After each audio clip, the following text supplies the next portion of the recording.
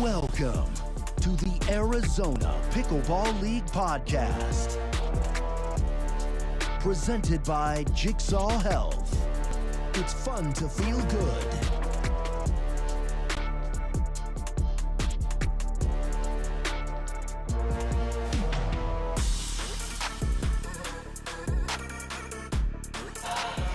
Good evening, Arizona Pickleball family. We are here with the post-game podcast. We just finished up week 9.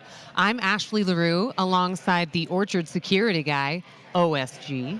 Ashley, nice to have you here. Just wanted to cover a couple things. We had a couple incidents in the fan zone tonight. We took care of the first one. The second one happened to be with a couple Tempe tornadoes. Where may not have been paying attention. These guys are hitting the ball so hard tonight.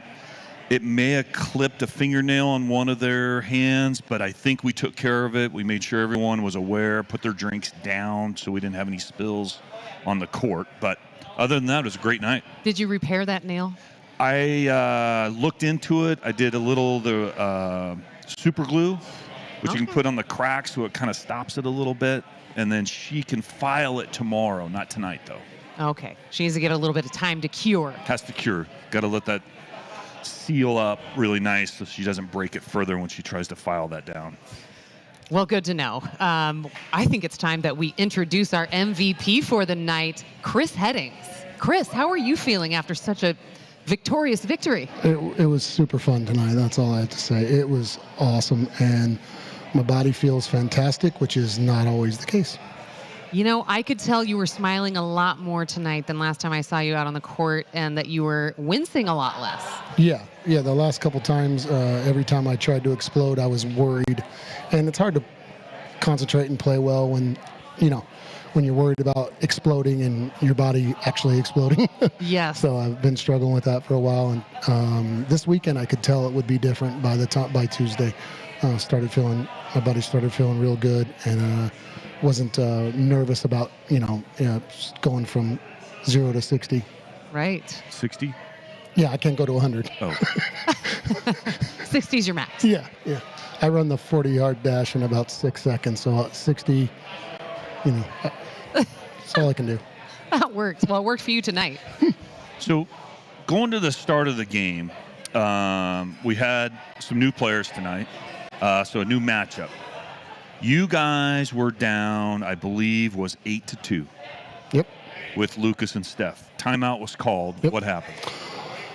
Lucas was just feeling a little bit of the nerves and the excitement from this environment. It's a little different than tournament. I can be honest. Even on center court in a big PPA, it's different, right?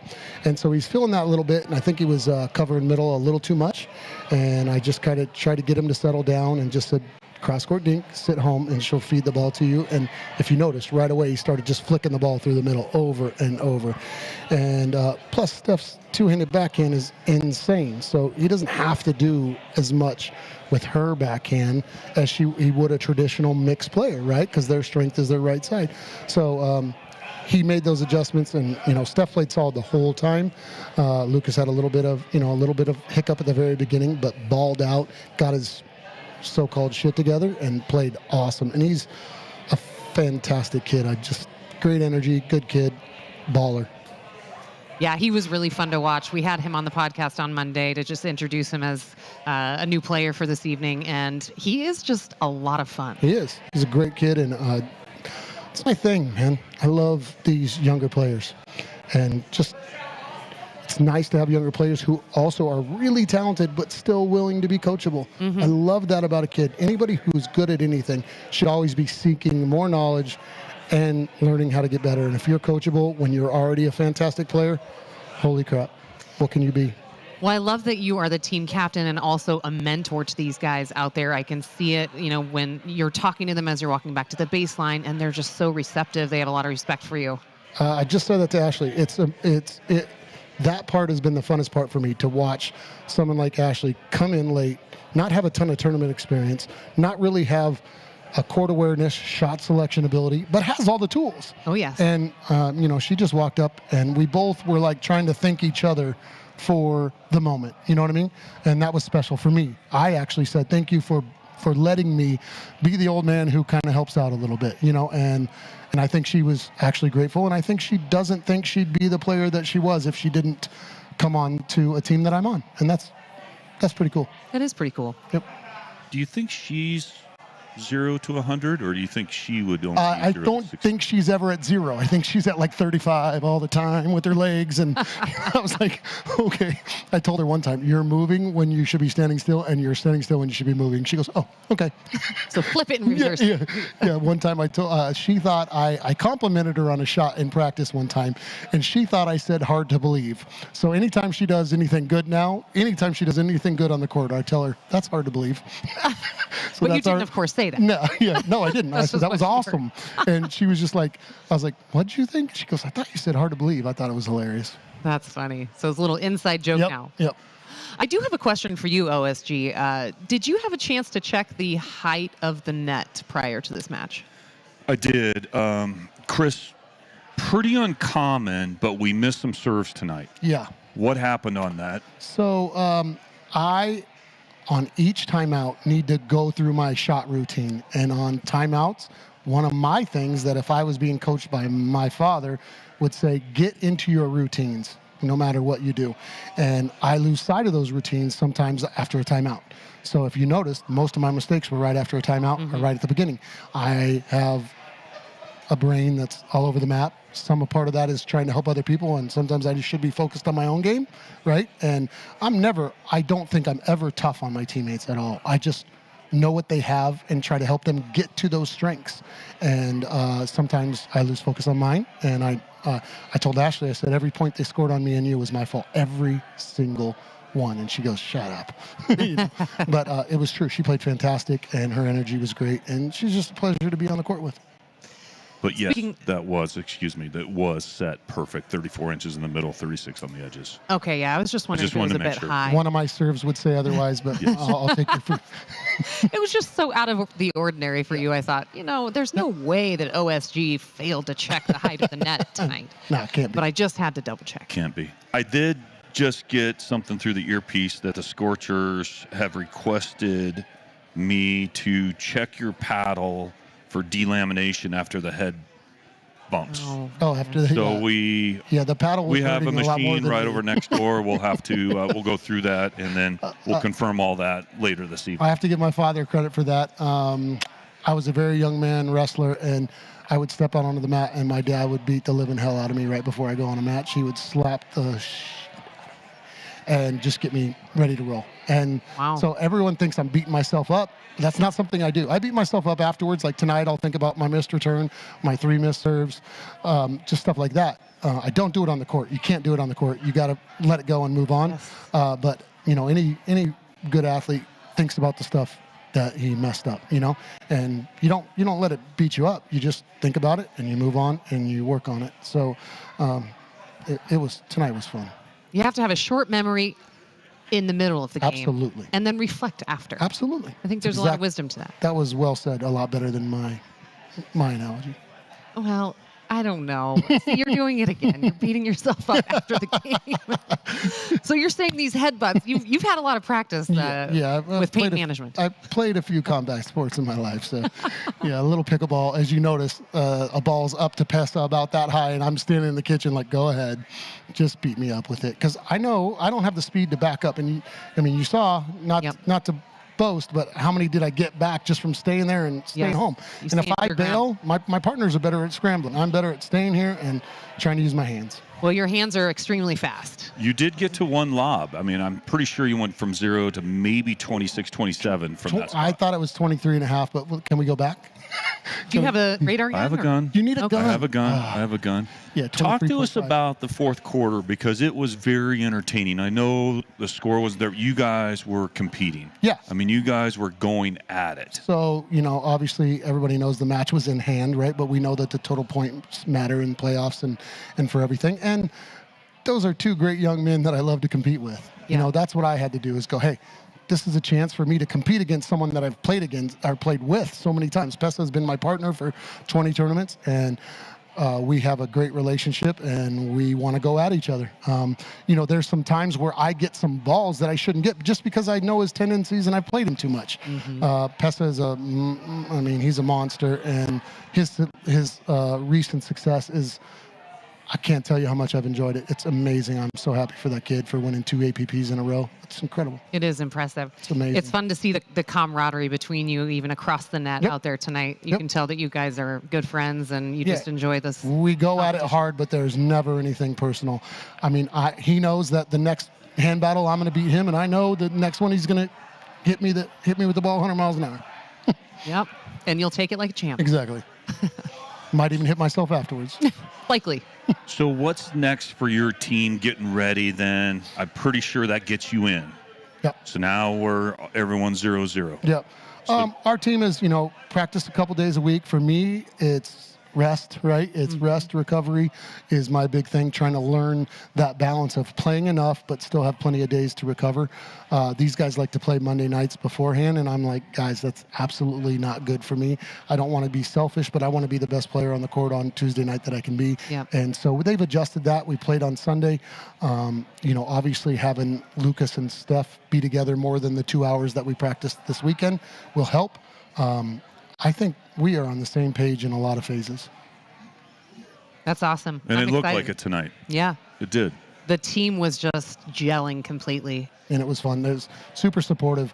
When you hit a great shot, that like your partner and, the team is just as happy for you like they hit it. Yeah. Yep. That's what it's all about. That's what I love so much about this team atmosphere. Yep. It's amazing. So I don't know if you're familiar with the power rating system that we have. No. Where we essentially are tracking every single point. You get a point if you hit a winner. A point gets taken away if you have an unforced error. Okay. Something that I found really cool about your game tonight is that your total overall power rating for the entire match was only -5. Okay. That's really good. Okay. It's hard to do that because, unforced errors, right? I mean, that's what really get us in the end. Yep. So you hit a lot more winners than you did, even with those missed serves. Yeah. 3 of them. Oh, yeah. That's brutal. I deserve to hit myself 3 times right after this. Oh, no. But, if you guys have seen me play tournaments ever, if you see me play rec, everyone would probably tell you that the consistency is what wins the day for me. And I don't try to coach people based on my skill set, but the mentality of making multiple shots and making someone else make multiple shots works. And learning the shot selection, when to speed up balls is a tough thing because you gotta practice it. And you gotta practice resetting the ball when, like Steph, her 2-hand backhand is an annihilation. The thing is so fast. But now she's choosing when and where to do it way better than she did earlier in the season. And look at her dink game. Look at her cross-court dinking today. Look at her slice. Yeah, it was when they were trying to Ernie her, she would dink middle first, bring them over, then cross-court dink. It's like, oh my gosh. So hard to handle that. Mind-blowing. Yep. Yeah. Yeah, so I would say that she would say the same thing, that her game's definitely developed and gotten quite a bit better in such a short period of time, to be honest, right? Yeah. And even from last week, because she struggled last time you guys played. So it's really nice to see her make the adjustments and obviously play very well tonight. Both of them college tennis players, both of them extremely coachable. Both of them want to get better, and they both have fire. Yep. And on the men's match, it was a unique situation because you were facing 2 left-handed players. Yeah, it was definitely different. So tell us a little bit about your strategy when you have to play not 1 but 2 left-handed players. So I would say our strategy going into the match was a little different than what we decided to do once we were up 30. Like, let's just be honest, right? So we wanted to extend the points, let them speed it up. We knew they were going to serve big, drive big. We knew that, but we were going to sustain, stay calm, make them make shots, and make them make those aggressive shots. My Lucas hit a bunch of out balls on drives, and I hit out balls on attacks from the kitchen, right? And if you go back and look at it, I bet we hit a lot of out balls tonight, both of us. Him in one scenario, me in another. So it's just something to learn from. And we adjusted our strategy on the fly. We were getting beat up a little bit, and then I played the left, and then for a while there, they went on a run, so I had him play the left. And I think some teams go into it with just this plan: got to return here, got to go there. And I just think, man, play pickleball, play to your strengths, get to your spots, and you can't always dictate what's going to happen. It's a sport. You don't get to dictate everything. And I think some of the first weeks we just tried to do what our game plan was, no matter whether it was working or not, and we just kept going after it, whether teams were kicking our butt with it or not. You have to be ready and willing to adjust on the fly. Absolutely. Right? That is sports right there. And does that apply with security as well? It does. Like, just prior to the game tonight, we had the dogs outside. There was a report of some suspicious activity, so we had them running around, and we got everything cleared up. I mean, on the fly. On the fly. Sometimes that's how you got to do it. That's right. Yes. Just really quickly, in terms of your recovery, I'd like to know what your process is. Obviously, you're nursing a hamstring injury. So when you are injured, besides just being careful leading up to the match, is there anything specifically you do? I do a lot, to be honest. I'm eating a lot better. I do the Air Relax machine on my legs, which has really helped. I use your guys' Jigsaw Health product. Do you use Mag Soothe for muscle recovery at night? I do. Yeah. Not as often as I should, but I have a very extremely sensitive stomach, so some of that does bother my stomach a little bit. So I have to be careful, like how much. I think I was trying to do too much of it. Well, right? Knowing you, maybe you did overdose or something. No, not me. But yeah, I do a lot of icing. My wife does a lot of massaging, and I use a medicinal leaf product too, which actually really helps. Ever since I've used that, it has made a difference. Really, it's just the day and a half before I do nothing. I mean, I don't get up to get myself a drink of water. My wife is an absolute angel, not just for that, but she's an absolute angel to even be married to me. But so she's the real MVP. She always has been. Where is she? Are you kidding me? She's the beautiful one right over there, and she is my biggest supporter and my best friend. So we have a great life together. That is amazing. I love that. That's great. Well, thank you so much for being on the podcast tonight. It was an epic match. It was so fun to watch. OSG, do you want to take us home this evening? Yeah, I will. Pickleballers, I'm watching all these great matches. We're in week 9, and I've noticed why all these players in the Arizona Pickleball League are great. They each have individually mastered just specific crafts. So when you see the teams try to avoid these strengths and expose the weaknesses on some of these players, if they have any. However, Greg Page, he's the yellow guy from the TV show The Wiggles, founder, not the red guy though. He always said, practice, practice, practice. And you can get really good at anything. But there is one shot that is extremely, extremely hard to master, but is incredibly dangerous. And I didn't see it tonight, but I have seen it personally. It's referred to as the TLC. Are also known as Don't Go Chasing Waterfalls. Until the next episode, good night.